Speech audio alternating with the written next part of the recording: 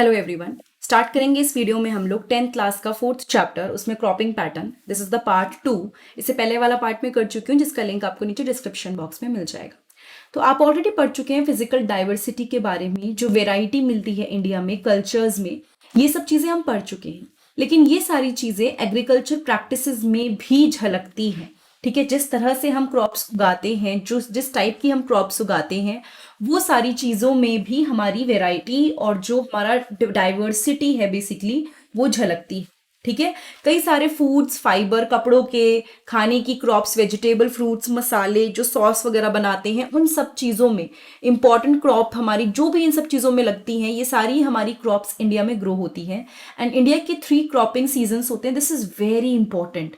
ठीक है, और ये एक बार आपको वर्ड समझना पड़ेगा कि अगर किसी ने बोला है कि रबी, खरीफ, जायद क्या है, तो आगे आपको बार बार नहीं मीनिंग बताया जाएगा, एक बार बता के आपको खुद से समझना है कि अगर किसी क्रॉप को बोला जा रहा है तो वो कौन सी। ठीक है, सबसे पहले I will start with the rabi crops. Rabi crops हम लोग उगाते हैं विंटर में। They are sown in winter from October to December. मतलब अब विंटर में ऑब्वियसली अक्टूबर से दिसंबर के बीच में इसको उगाया जाता है, मतलब इसको ग्रो करने के लिए डाला जाता है बीजों को। एंड हार्वेस्ट कर लेते हैं हम लोग समर में, यानी कि गर्मियां जब शुरू होती हैं अप्रैल टू जून, तब हम उसको काट लेते हैं। हार्वेस्ट मतलब पूरी तरह से हमारी प्रिपेयर हो गई है, अब काटने के लिए तैयार है। कुछ इंपॉर्टेंट रबी क्रॉप्स जो हैं वो है wheat, barley, peas, gram and mustard. ये कुछ ऐसी इंपॉर्टेंट रबी क्रॉप्स हैं जो कि आप जिनके नाम सुनते हैं। दो these crops are grown in large part of India, states from the north and northwestern parts such as Punjab, Haryana, Himachal Pradesh, Jammu and Kashmir, Uttarakhand and Uttar Pradesh are important for the production of wheat and other rabi crops. बहुत सारी अलग अलग crops हैं जो अलग अलग states में उगाई जाती हैं, लेकिन ये कुछ पर्टिकुलर जगह हैं जहाँ पे काफ़ी ज़्यादा मात्रा में गेहूं को प्रोड्यूस किया जाता है, साथ में और रबी क्रॉप्स को भी मतलब प्रोड्यूस किया जाता है। ठीक है, वीट आपको पता ही है इंडिया का one of the most staple food है, रोटी हर कोई खाता है। सो यहाँ पे ये उसी से लिंक किया गया है। ठीक है, availability of precipitation during winter months due to the western temperate cyclone help in the success of these crops. देखो, जब हम बात करते हैं अवेलेबिलिटी ऑफ प्रेसिपिटेशन, मतलब हल्की बहुत या फिर थोड़ी बहुत जो हमारी उस टाइम पे बूंदाबांदी होती रहती है। ठीक है, किसकी वजह से? विंटर मंथ्स में कई बार प्रेसिपिटेशन देखने को मिलता है, बारिश रहती है due to western temperate cyclones. ये जो साइक्लॉन्स हैं जनरली ये ओरिजिनेट होता है मेडिटेरियन के पास, एंड ये आ जाता है मतलब basically north western part of India में काफ़ी हद तक अफेक्ट करता है, जिसकी वजह से बारिश देखने को मिलती है। तो इसी वजह से ये सक्सेस जो क्रॉप्स हैं इस सीजन में सक्सेसफुल हैं और अच्छी ग्रो करती हैं। लेकिन the success of the green revolution in Punjab, Haryana, western Uttar Pradesh and part of Rajasthan has also been an important factor in the growth of the above mentioned rabi crops. जब हमने बात की थी ग्रीन रिवोल्यूशन, हम पढ़ चुके हैं पहले भी, ग्रीन रिवोल्यूशन जब स्टार्ट हुआ था, जब फाइनली बहुत सारी एग्रीकल्चर चीज़ों को बहुत ठीक किया गया, एकदम से इम्प्रूवमेंट दिखाई गई, तो ये जो ग्रीन रिवोल्यूशन है इसने ऑटोमेटिकली जितनी भी ऊपर आपकी रबी क्रॉप्स मेंशन है ना, इन सब पे बेनिफिट डाला, इन सब की ग्रोथ में बेनिफिट डाला, जिसमें wheat, barley, peas, gram and mustard आ गए। ओके, नाउ ये हमारा कौन सा था? This was the rabi crop. Now we are going to study the kharif crop. ठीक है, kharif crops are grown with the onset of monsoon. Rabi crop सर्दियों में उगाई जाती है और जब आपका समर शुरू होती है उस टाइम पे काट लेते हैं। इसको ग्रो किया जाता है जब मॉनसून आ रहा होता है, बारिश आने वाली होती है अलग अलग पार्ट्स में कंट्री के, एंड इनको हार्वेस्ट कर लेते हैं सितंबर से लेके अक्टूबर के बीच में। ठीक है, तो सपोज अगर हम कह रहे हैं मॉनसून की स्टार्टिंग में हमने उसको अगर मई में, जून में उसको डाला, उसके बाद हम सितंबर अक्टूबर तक उसको निकाल लेते हैं। Important crops grown during this seasons are, जो क्रॉप्स इंपॉर्टेंट हैं जो ग्रो की जाती है सीजन में, पैडी, चावल वगैरह, मेज, ज्वार, बाजरा, तूर यानी कि अरहर की दाल, मूंग, उड़द, cotton, jute, groundnut and soybean. These are some of the important crops जो इस सीजन में हम लोग ग्रो करते हैं, मतलब जो सीजन में ग्रो करी जाती है। Some of the most important rice growing regions are, जहां पे चावल बहुत उगता है, that is Assam, West Bengal, coastal regions of Orissa, Andhra Pradesh, Telangana, Tamil Nadu, Kerala and Maharashtra. जैसे कि आप जानते हो चावल उगाने के लिए you need lots of water. ठीक है, बहुत ज़्यादा पानी में उगता है, तो ऑब्वियसली ऐसी जगह पे नहीं उगेगा जहाँ सूखा रहता है, जहाँ बारिश वगैरह ज़्यादा होती है, ऐसी जगह में आपको ज़्यादा चावल उगता हुआ दिखाई देगा। ठीक है, particularly the Konkan coast along with the Uttar Pradesh and Bihar. तो ये सारी वो लोकेशंस हैं जहाँ पे चावल को ग्रो किया जाता है। Recently, paddy has also become an important crop of Punjab and Haryana. Recently ही जो ये पैडी है, चावल वगैरह, ये सब आपका एक बहुत इंपॉर्टेंट क्रॉप हो गया है पंजाब एंड हरियाणा का. In states like Assam, West Bengal and Orissa 3 crops of paddy are grown in a year. These are aus, aman and boro. 1 mark question में आप इसको इंपॉर्टेंट याद रख सकते हैं कि जो स्टेट है असम, वेस्ट एंड उड़ीसा में, वहां पे पैडी को ग्रो किया जाता है. इसको बोला जाता है ओस, अमन एंड बोरो. ठीक है, ये तो हो गया रबी और एक हो गया खरीफ. एक को आपने सर्दियों में उगाया, एक को आपने मानसून जब आने वाला है तब उगाया. Now the third variety of the crop जो हम पढ़ने वाले हैं, थर्ड वेराइटी कौन सी है? Third is the zaid. ठीक है, in between rabi and the kharif season there is a short season during the summer month known as the zaid season. Zaid season में क्या होता है? ये जो जायद क्रॉप है, ये जायद क्रॉप्स कुछ टाइम के लिए प्रोड्यूस की जाती है. जैसे आपने देखा होगा सर्दियों और मतलब गर्मियों और सर्दियों के बीच में हम बहुत अच्छे से वाटरमेलन खाते हैं. वाटरमेलन कुछ पर्टिकुलर टाइम पे आता है.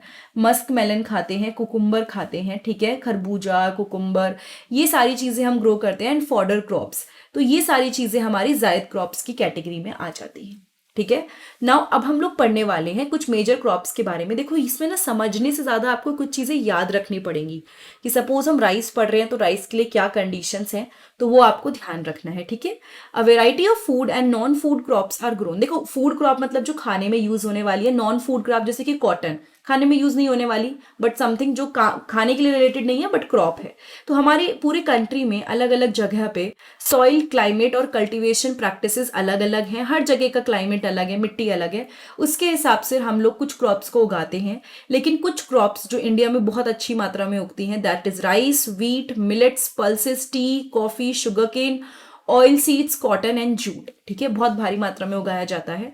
स्टार्ट करेंगे हम लोग राइस पढ़ने से. It is the staple food crop of majority of the people in India. चावल तो हर किसी के खाने में है. ठीक है, जैसे रोटी है वैसे ही चावल हर किसी के खाने में है. It's the staple food crop and हमारी कंट्री सेकेंड लार्जेस्ट प्रोड्यूसर है राइस में वर्ल्ड में आफ्टर चाइना. लाइक अगर फर्स्ट चाइना सबसे ज़्यादा राइस प्रोड्यूस कर रहा है तो उसके बाद सेकेंड नंबर पे हमारी कंट्री राइस प्रोड्यूस करती है.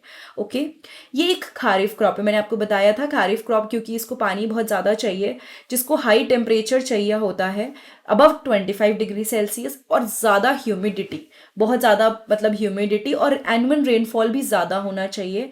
क्योंकि यहाँ पे क्या होता, अगर किसी आप ऐसे एरिया में इसको उगा रहे हो जहाँ पे बारिश बहुत नहीं है तो वहां पे आप इसको सिंचाई की मदद से उगाओगे. इरिगेशन मतलब सिंचाई.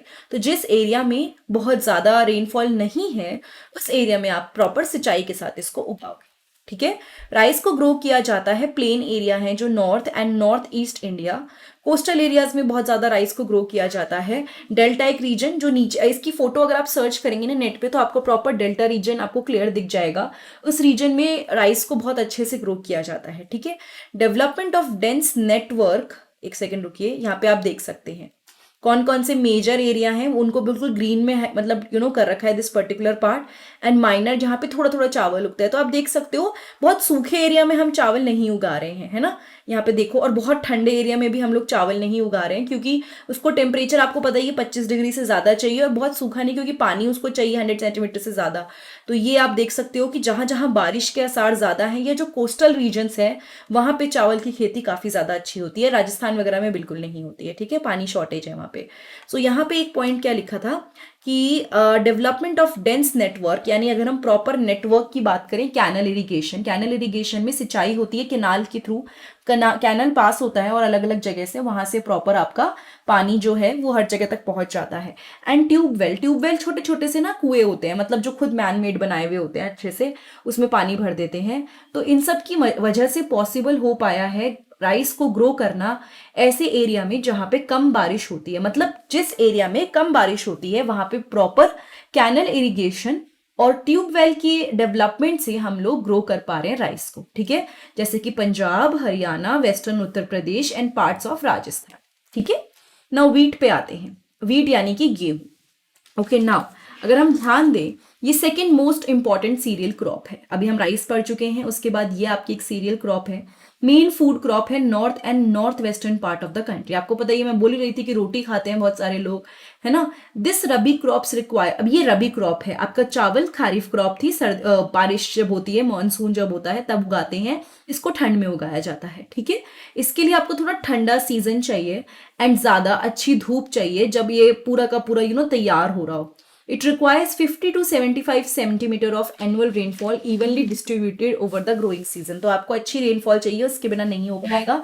आपको काफी सही, मतलब ठीक चाहिए, बट मोस्ट इंपॉर्टेंटली टेम्परेचर का भी ध्यान रखना है यहाँ पे, और थोड़ा ठंडा टेम्परेचर में ये उगता है, ठीक है। और जहां पे भी आप इसे उगा रहे हो वो ऑटोमेटिकली वहां पे रेनफॉल प्रॉपरली डिस्ट्रीब्यूटेड होना चाहिए, अच्छे से वहां पे बारिश होनी चाहिए। There are 2 important wheat growing zones in the country. आप अगर इसको भी सर्च करोगे तो you will get to know the map. Copyright की वजह से मैं मैप्स शेयर नहीं कर सकती हूँ बहुत सारे। The Ganga Sutlej plains in the north west and black soil region of the Deccan, ठीक है। गंगा सतलुज प्लेन जो है और ब्लैक सॉइल रीजन जो है डेक्कन का, वहां पे आप इसको काफी भारी मात्रा में उगा सकते हो। जो मेजर वीट प्रोड्यूसिंग स्टेट्स हैं वो हैं Punjab, Haryana, Uttar Pradesh, Bihar, Rajasthan and parts of Madhya Pradesh, ठीक है। यहाँ पे उगाते हैं। अच्छा, आप कई बार कंफ्यूज हो जाते होंगे कि एक तरफ कह रहे हैं कि थोड़ा ठंडा सीजन चाहिए, उसके बाद कह रहे हैं कि अरे वो तो राजस्थान में भी उग रहा है। तो डिपेंडिंग, ऐसा नहीं कि बहुत ठंडा, बट जब बारिश, जब जिस टाइम पे हम इसको उगा रहे हैं, अगर सपोज हमने उसको ठंड में उगाया तो उस टाइम थोड़ा, उस टाइम पे वो ठंड होती है, उस हिसाब से हमने उसको ग्रो किया है, ठीक है। इसलिए वो रबी क्रॉप की कैटेगरी में आ रही है। नाउ नेक्स्ट पे आते हैं, दैट इज मिलेट्स, ठीक है। मिलेट्स जो है आपके, मिलेट्स कई सारे होते हैं, जैसे ज्वार, बाजरा एंड रागी, बहुत हेल्दी होते हैं ये। इनकी कैरेक्टरिस्टिक्स ये होती है कि दे आर वेरी हेल्दी। ज्वार को हम लोग सॉर्गम बोलते हैं, ठीक है। बाजरा, रागी आपने सुना होगा, ये इंपॉर्टेंट मिलेट्स हैं जो इंडिया में ग्रो करे जाते हैं। भले ही इनको हम कोर्स ग्रेन बोलते हैं। देखो कोर्स मतलब थोड़ा सा, जिसे बोलते हैं ना, अपार्ट फ्रॉम राइस हम जिन को लेके चलते हैं, थोड़ा मोटे भी, और other than rice and wheat, these are the coarse grain. इनकी न्यूट्रिशनल वैल्यू बहुत अच्छी होती है, मतलब ज्यादा अच्छी होती है इनकी बाकियों के कंपैरिजन में। जैसे कि रागी जो है वो आयरन, कैल्शियम और बाकी न्यूट्रिएंट से रिच है, एंड रफेजेस मतलब फाइबर से रिच है। तो फाइबर हमारी बॉडी में डाइजेशन में हेल्प करता है। तो ये सारी चीजों से मिलके ये रागी बना है, and ragi is a very good source of all these things, ठीक है। Jowar is the third most important food crop with respect to area and production. Jowar क्या है? Third most important food crop, अगर हम बात करें उसके एरिया और प्रोडक्शन को लेके। ये एक रेन फेड क्रॉप है, ठीक है। रेन फेड मतलब बारिश चाहिए उसको, तो ये मॉइस्ट एरिया में उगाया जाता है, किसको? ज्वार को, एंड ठीक है।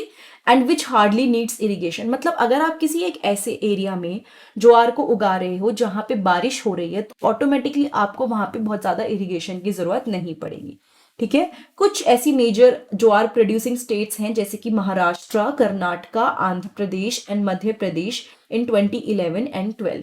So these are the major jowar producing states. Now bajra grow well on sandy soil and shallow black soil. बाजरा अच्छा ग्रो करता है सैंडी सॉइल में। सैंडी सॉइल आपको पता है, पार्टिकल्स थोड़े बड़े होते हैं और हल्का सा एरिएटेड होता है वो। एंड शैलो ब्लैक सॉइल, ठीक है, थोड़ा सा, बहुत ज्यादा गहरा नहीं, जो ब्लैक सॉइल है उसमें आपको वो मिल जाएगा। Major bajra producing states were, जो पहले बाजरा प्रोड्यूस कर रही थी वो वाली स्टेट्स हैं राजस्थान, उत्तर प्रदेश, महाराष्ट्र, गुजरात एंड हरियाणा इन 2011-12।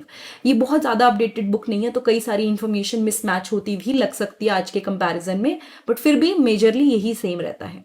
रागी आपने सुना होगा, रागी इज वेरी हेल्दी।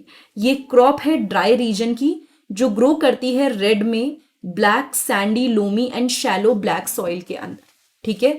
जो मेजर रागी प्रोड्यूसिंग स्टेट्स हैं these are Karnataka, Tamil Nadu, Himachal Pradesh, Uttarakhand, Sikkim, Jharkhand and Arunachal Pradesh. Now the challenges, आप एक माइंड मैप बनाएंगे तो ज़्यादा अच्छा रहेगा, because it will help you to remember कि कौन सी क्रॉप क्या किस बारे में बात हो रहा है, ठीक है। अदरवाइज आपके लिए थोड़ा सा डिफिकल्ट हो जाएगा इसके साथ डील करना।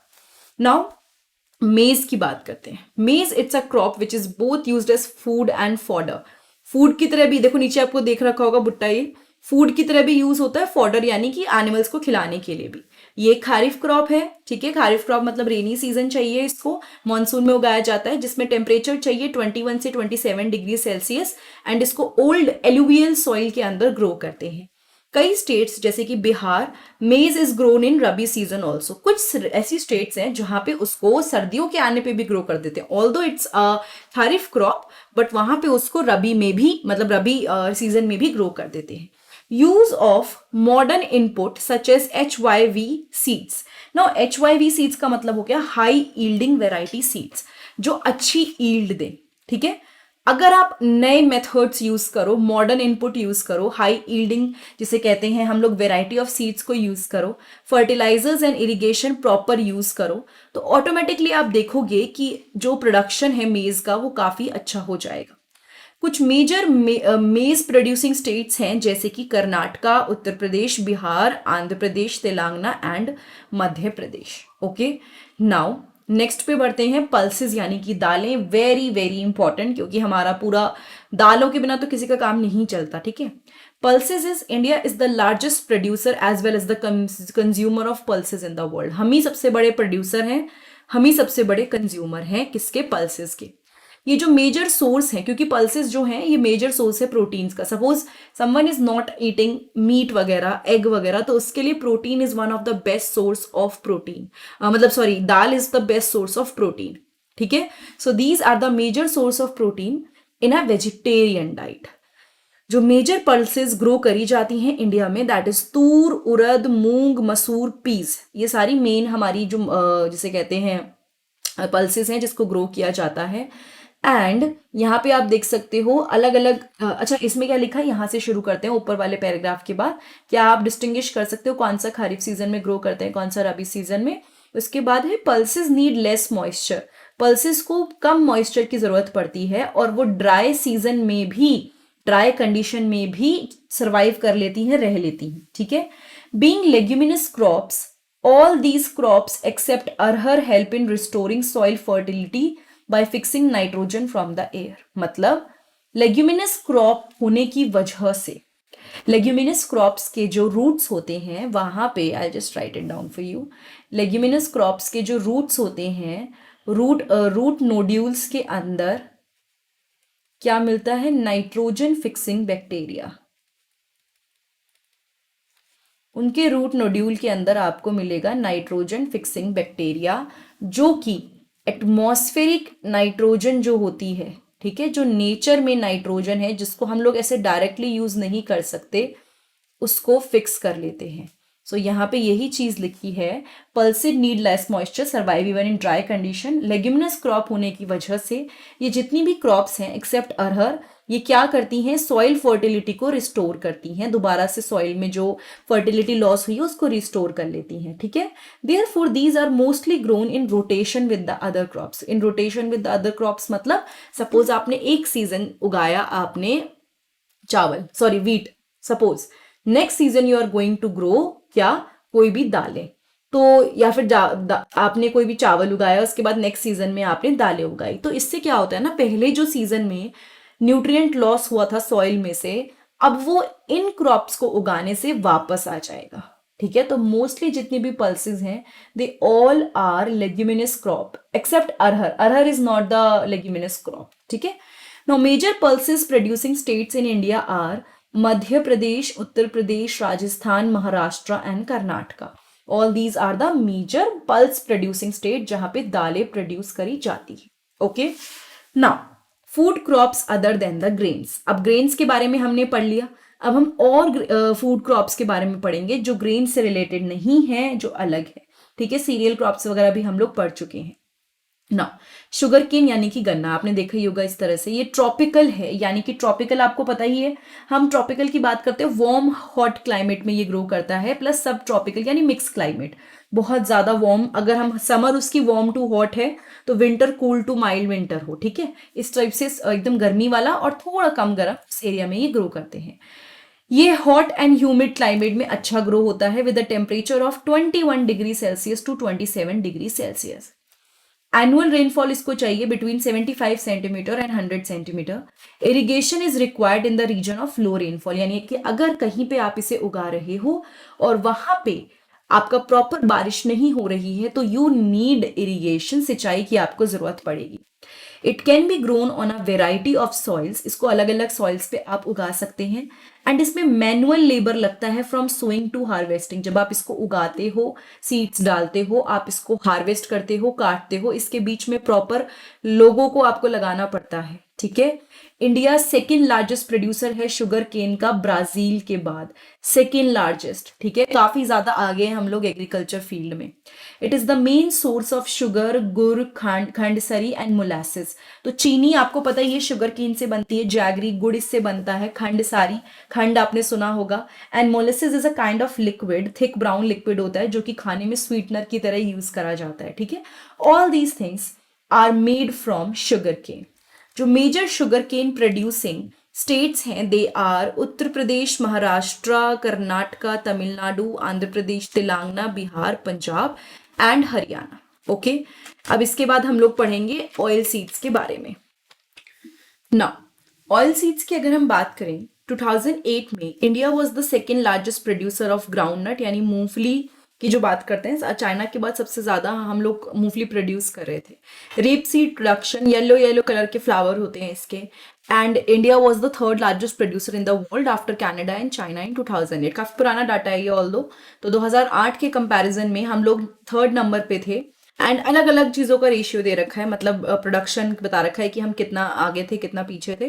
Different oil seeds are grown covering approximately 12% of the total cropped area of the country. अलग अलग सीड्स को प्रोड्यूस करते हैं अराउंड, हम लोग जितना भी हम लोग क्रॉप्ड एरिया है उसमें 12% ऑयल सीड्स प्रोड्यूस करते हैं जिससे ऑयल निकालते हैं। जो मेन ऑयल सीड्स हम लोग इंडिया में प्रोड्यूस करते हैं they are groundnut, mustard, coconut, sesame means तिल का तेल भी होता है, soybean, castor seeds, cotton seeds, linseeds and sunflower. ये सब के आपने ऑयल सुने होंगे, इन सबके कुछ तो बहुत कॉमन है जो यूज होते हैं, ठीक है। Soybean oil, sunflower oil, very common. Most of these are edible and used as cooking mediums. ये सारे के सारे एडिबल हैं, हम लोग इसको खा सकते हैं एंड कुकिंग के लिए हम इन तेलों को यूज करते हैं।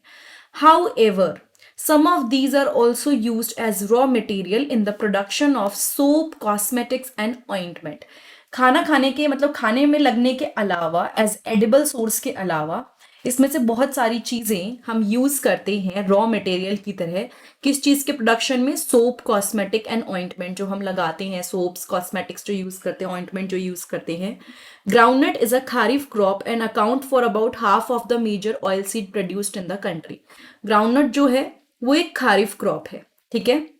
अब आपको समझ में आ ही गया होगा, जब भी मैं रबी बोलूंगी तब आपको समझ में आ जाएगा, जब खारिफ बोलूंगी तो आपको पता ही है मॉनसून सीजन के ऑनसेट पे उगाते हैं एंड उसमें half of the major oil seed produced in the country, ठीक है। ग्राउंडनट एक खारिफ क्रॉप है और जितना भी हम मतलब बनाते हैं उसका हाफ यही है, मतलब ग्राउंडनट हाफ प्रोड्यूस करते हैं जितने भी ऑयल सीड प्रोड्यूस करते हैं। Gujarat was the largest producer of groundnut. Gujarat में सबसे ज्यादा मूंगफली मतलब प्रोड्यूस की जा रही थी, followed by Andhra Pradesh and then Tamil Nadu in 11 and 12। Again बहुत पुराना डाटा है। Linseed and mustard are rabi crops. Linseed और मस्टर्ड रबी क्रॉप्स की कैटेगरी में आते हैं। सिसमी यानी कि तिल जो होता है वो खारिफ क्रॉप है and north and rabi crop in south India. Castor seeds जो होते हैं growth both as rabi and kharif crop. तो ये थोड़ा सा ना आपको याद रखना पड़ेगा, आपको क्वेश्चन कहीं से भी कुछ भी आ सकता है कि कौन सी चीज है, कौन सा सीड्स क्या है, तो एक लिस्ट तो आपको प्रॉपर बनानी पड़ेगी, तभी you will be able to remember this information. Okay, now tea की बात करते हैं। टी कल्टीवेशन एक एग्जाम्पल है प्लांटेशन एग्रीकल्चर का। टी हम प्रोड्यूस कर रहे हैं, टी कल्टीवेशन कर रहे हैं, वो किसका एग्जाम्पल है? प्लांटेशन एग्रीकल्चर का। हम काफी बड़े मात्रा में इसको करते हैं। It is also an important beverage crop, पीने में जो काम आता है, ठीक है। चाय का काम क्या? चाय हम पीते हैं। Introduce in India initially by the British. तो ये इंट्रोड्यूस किया गया था इंडिया में, ब्रिटिशर्स ने चाय कल्चर स्टार्ट किया। Today most of the tea plantation are owned by Indians, ठीक है। सो ये बेसिकली इस क्रॉप को अगर हम बोलें ब्रिटिशर्स ने स्टार्ट किया इंडिया के अंदर। उसके बाद जो most of the T plantations हैं, आज इंडिया खुद अपनी चाय बनाता है। The tea plants grow well in tropical and subtropical climate। पता ही चल गया आपको, वार्म एंड हॉट एंड उसके बीच का जो क्लाइमेट होता है वहां पे ग्रो करते हैं। तो उसकी वजह से क्या होता है? Deep and fertile well drained soil rich in humus and organic matter. जिस सॉइल में आप ग्रो कर रहे हो काफी फर्टाइल होनी चाहिए, अच्छा पानी होना चाहिए, इसके अंदर ह्यूमस से भरी हुई होनी चाहिए, ऑर्गेनिक मैटर से भरी हुई होनी चाहिए, ठीक है। T bushes require warm and moist Frost free climate all through out the year. जहां पे भी आप टी को उगाने वाले हो वहां पे वार्म और मॉइस्ट, मतलब गर्म और गीला क्लाइमेट आपको चाहिए, और फ्रॉस्ट फ्री, ये आपके ओले पोले नहीं पड़ने चाहिए उसमें, ठीक है ना। Frequent showers evenly distributed over the year ensure continuous growth of tender leaves. अगर बीच बीच में बारिश होती जा रही है, एकदम बहुत ज्यादा एकदम बहुत कम नहीं, कंटिन्यूअसली मतलब प्रॉपर बीच बीच में बारिश हो रही है, तो इंश्योर हो जाता है कि अच्छी लीव्स निकलेंगी, ग्रोथ होगी हल्की हल्की, जो क्योंकि ये टी लीव्स ही होती है मेन, ठीक है। टी एक लेबर इंटेंसिव इंडस्ट्री है, बहुत मेहनत लगती है टी प्रोड्यूस करने में, ठीक है। इसके लिए abundant cheap and skilled labour चाहिए। आपने देखा होगा किस तरह से सब लोग कलेक्ट करते हैं पत्तियों को, हर एक चीज को, तो you need labour for the tea plantation. Tea is processed within the tea garden to restore its freshness. Tea को उसी के टी गार्डन में प्रोसेस करते हैं ताकि उसकी फ्रेशनेस बनी रहे। मेजर टी प्रोड्यूसिंग स्टेट्स, आपने इनकी चाय के बारे में भी सुना होगा कि असम टी है, ये दार्जिलिंग टी है, ये टी है। So major tea producing states are Assam, hills of Darjeeling, Jalpaiguri districts, West Bengal, Tamil Nadu and Kerala. बारिश भी काफी होती है इन सब जगहों पे, एंड बहुत अच्छी चाय यहाँ पे प्रोड्यूस होती है। इसके अलावा Himachal Pradesh, Uttarakhand, Meghalaya, Andhra Pradesh and Tripura are also tea producing states. इसमें से आपका उत्तराखंड में भी बहुत अच्छी बारिश होती है। उसके अलावा आपकी जो जितनी भी नॉर्थ ईस्ट स्टेट्स हैं, या फिर अगर हम साउथ में चले जाएं, असम केरला वगैरह के पास, तो वहां पे भी आपको काफी टी प्लांटेशन देखने को मिलेगा। ऑल्दो कर्नाटका वगैरह में कॉफी प्लांटेशन काफी ज्यादा होता है, ठीक है। 2008 में India was the third largest producer of T. 2008 में हम लोग तीसरे नंबर पे सबसे ज्यादा चाय प्रोड्यूस कर रहे थे, टी किसके बाद, चाइना और टर्की के बाद। तो टर्की में भी काफी टी प्रोड्यूस की जाती है, ओके। नाउ कॉफी की बात करते हैं। इन 2008 India produce 3.2% of the world coffee production. वही अगेन सेम डाटा, 2008 में हमने 3.2% of the world coffee production produce किया। जितना ओवरऑल वर्ल्ड में कॉफी प्रोड्यूस हुई, उसका 3.2% इंडिया में प्रोड्यूस हुआ। Indian coffee is known in the world for its good quality. हम यहाँ की कॉफी के बारे में जानते हैं उसकी अच्छी क्वालिटी के चक्कर में।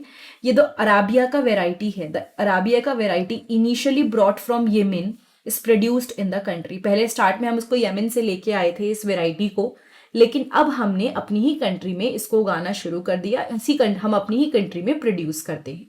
ये जो वेराइटी है अराबिया का वेराइटी, ये काफी डिमांड में है पूरे वर्ल्ड में, ठीक है। शुरुआत में उसका जो कल्टीवेशन है was introduced on the Baba Budan Hills, and even today its cultivation is confined to the Nilgiri in Karnataka, Kerala and Tamil Nadu. तो इसका कल्टीवेशन स्टार्ट कहाँ पे हुआ था, Baba Budan hills basically which is a part of Karnataka, और आज भी इसका कल्टीवेशन वहीं पे कन्फाइंड है, वहीं पे होता है। कहाँ पे, Nilgiri in Karnataka, Kerala and Tamil Nadu, okay.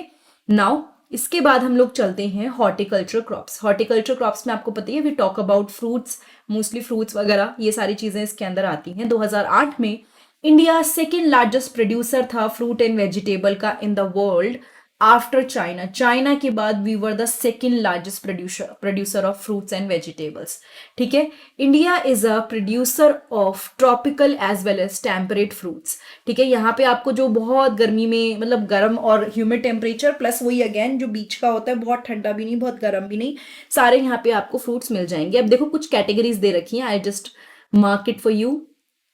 जैसे mangoes of Maharashtra, Andhra Pradesh, Telangana, Uttar Pradesh and West Bengal, oranges of Nagpur and Cherrapunji, bananas of Kerala, Mizoram, Maharashtra, Tamil Nadu, lychee and guava of Uttar Pradesh and Uttarakhand as well, Bihar, pineapple of Meghalaya, grapes of Andhra Pradesh, Telangana and Maharashtra, apple, pears, apricot and walnut of Jammu. मतलब ये अलग अलग आपको पहले फ्रूट दे रखा है, फिर आपको कौन सी स्टेट है वो मेंशन कर रखी है।